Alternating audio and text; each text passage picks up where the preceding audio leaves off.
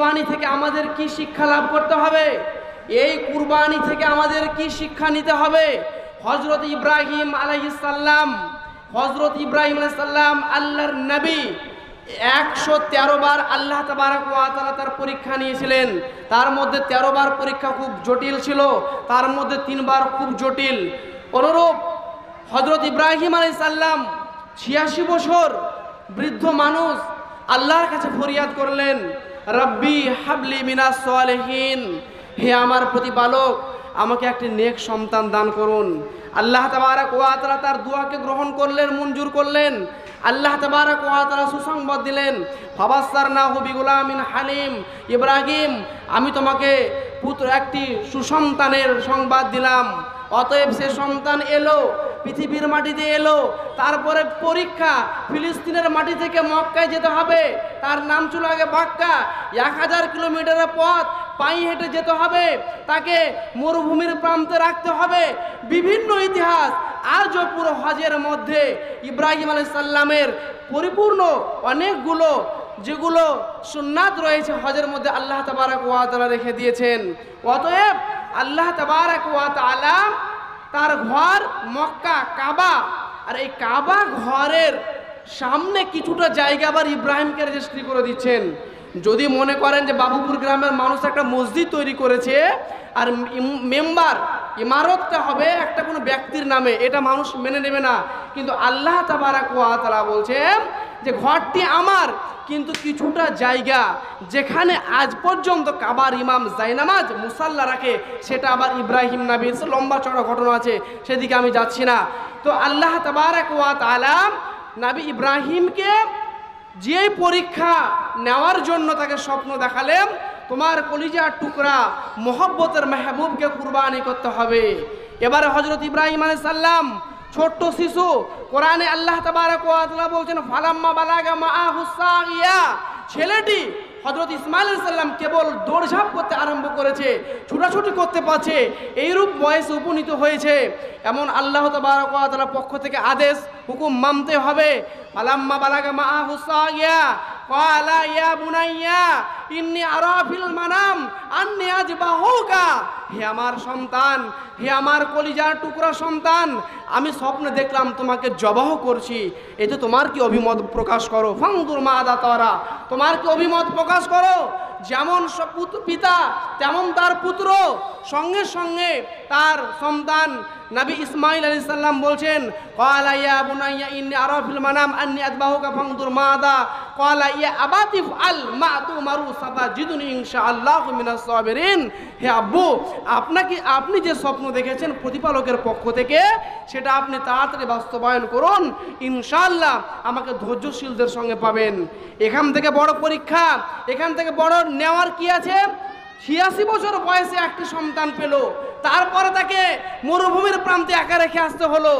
সবেমাত্র ফুটফুটে শিশুকে কুরবানি করার জন্য আল্লাহ তাবারক ওয়া তাআলা আদেশে সে আগ্রহ হয়ে মিনায় পর্যন্ত পৌঁছালেন। আজ পর্যন্ত হাজিরা যেখানে কুরবানি করে, এটা আমাদের জন্য কি শিক্ষা? যে ব্যক্তি তার নিজের কলিজার টুকরা মোহব্বতের সন্তানকে কুরবানি করতে পিছপা হলেন না, আর আজকে আল্লাহ তাবারক ওয়া তাআলা আপনার কাছে চাইছেন কুরবানি স্বরূপ কি? ত্যাগ, তিতিক্ষা, অনুশোচনা, বিসর্জন, পুড়িয়ে দেওয়া, ছারখার করে দেওয়া। আজকে আমরা কুরবানি জবাহ করব বিসমিল্লাহি আল্লাহু আকবার বলে, কিন্তু আল্লাহ তাবারক ওয়া তাআলা বলছেন এর আগে তুমি আরেকটি প্রতিজ্ঞাবদ্ধ হও। প্রতিজ্ঞাবদ্ধ হও কেমন? যখন তোমার পশুটা শোয়ানো আছে, তুমি এই হাতে চাকু নিয়েছো, এতদিন এই হাতে ছিল কাঁঠালের পাত, এতদিন ছিল ভুট্টা, এতদিন ছিল ছোলা, আর তার পরিবর্তে আজকে এই মহব্বতের জিনিসটাকে আপনি এই অস্ত্র দিয়ে আজকে কাটতে চলেছেন, জবাহ করতে চলেছেন।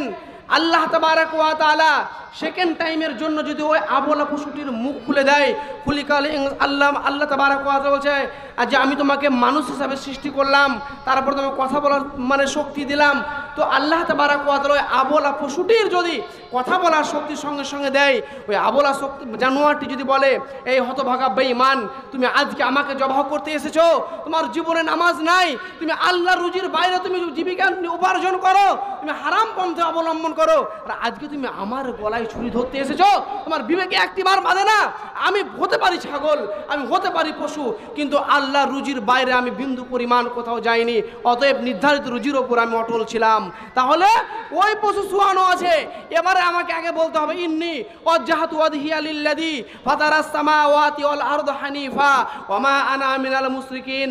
আল্লাহ তাবারাক ওয়া তাআলা বলছেন পশু সুয়ানো আছে, আগে তুমি নিজেকে প্রতিজ্ঞাবদ্ধ হও, ইন্নী ওয়াজ্জাহাতু ওয়াজহিয়া লিল্লাযী ফাতারাস সামাওয়াতি ওয়াল আরদ, আমি আমার চেহারাকে ফিরিয়ে নিলাম ওই আল্লাহর দিকে যিনি আসমান জমিনের মালিক। ওয়া মা আনা মিনাল মুশরিকিন, আমি আর মুশরিকদের অন্তর্ভুক্ত নয়। কুল ইন্না সলাতি ওয়া নুসুকি ওয়া মাহিয়ায়া ওয়া মামাতি লিল্লাহি রাব্বিল আলামিন। তারপর তুমি প্রতিজ্ঞাবদ্ধ হও, ইন্না সলাতি, আমার নামাজ, আমার অনুসুকি, আমার কুরবানি, ও মাহিয়াইয়া, আমার জীবন, ও মামাতি, আমার মত, সবটাই মাবুদ তোমার জন্যে। অতএব প্রেম প্রতি ভালোবাসা, আমার জীবনের উৎসর্গতা, আমার জীবনের নৈকট্যতা, আমার জীবনের উদারতা লিল্লাহি রাব্বিল আলামিন, হে মাবুদ সবটাই তোমার জন্যে। তাহলে আগে নিজেকে প্রতিজ্ঞাবদ্ধ হতে হবে। মাওলানা তারিক জামিল যে বছর হজে যায়, তার একজন সাথীকে বলছে, শয়তানকে পাথর মারা হলো? তো বলছে, হ্যাঁ हो गया। शैतान को तो पत्थर मारा, लेकिन आसान है, लेकिन हमारे दिल में जो शैतान है उनको कौन पत्थर मारा? আজ এই শয়তানকে বিসমিল্লাহ আল্লাহু আকবার বলে পাথর মারা আসান, কিন্তু নিজের ভিতরে যে নরপশু, হাইওয়ানা পশু বিদ্যমান, সেটাকে আগে আপনাকে জবাহ করতে হবে, সেটাকে আগে হৃদয় থেকে বের করতে হবে। অতএব তারপরে আপনাকে আমলের জগতে আসতে হবে। এই কুরবানি থেকে আমাদের শিক্ষা, আমাদের জীবনের সমস্ত খারাপি নোংরামুকে বিসর্জন দিয়ে,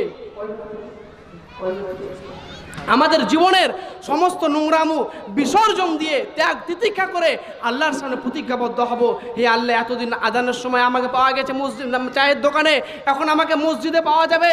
আমি এতদিন ছিলাম লুডুতে, এতদিন ছিলাম তাসে, এতদিন নোংরামু, এতদিন বেহায়াপনায় ছিলাম। আজ থেকে আমি প্রতিজ্ঞাবদ্ধ মাবুদ, আজ থেকে আমি আমার জীবনের চলাফেরা প্রতিটা গতিটাকে ফিরে নিলাম। যাই হোক, পরিশেষে বিশ্ব মাবুদ আল্লাহ তাবারাক ওয়া তাআলার কাছে দোয়া করি, হে আল্লাহ, তুমি আমাদের সকলকে ক্ষমা করে দাও, বলো আমিন। হে আল্লাহ, তুমি আমাদের সকলের কুরবানিকে মঞ্জুর করে নাও, বলো আমিন। হে আল্লাহ, আজকে ফিলিস্তিন গাজায় যে সমস্ত মা বোনেরা নির্যাতিতের শিকার হচ্ছে, আজকে তারা আমাদের মতো এই মনোভাব নিয়ে ঈদের নামাজ পড়তে পারছে না, কুরবানি করতে পারছে না, হে মাবুদ, তাদেরকে তুমি রক্ষা করো। সে জালেম সরকারকে তুমি হেদায়েত দান করো, নচেত তাকে তুমি ধ্বংস করে দাও। ইয়া আল্লাহ আলামিন, আজ বিশ্বজুড়ে মুসলমানের লাঞ্ছিত, অবহেলিত, পদদলিত সকলকে তুমি তোমার আমানের চাদর দিয়ে মুড়ে দাও, সকলকে তুমি হেফাজত করো। ওয়া মা আলাইনা ইল্লাল বালাগ।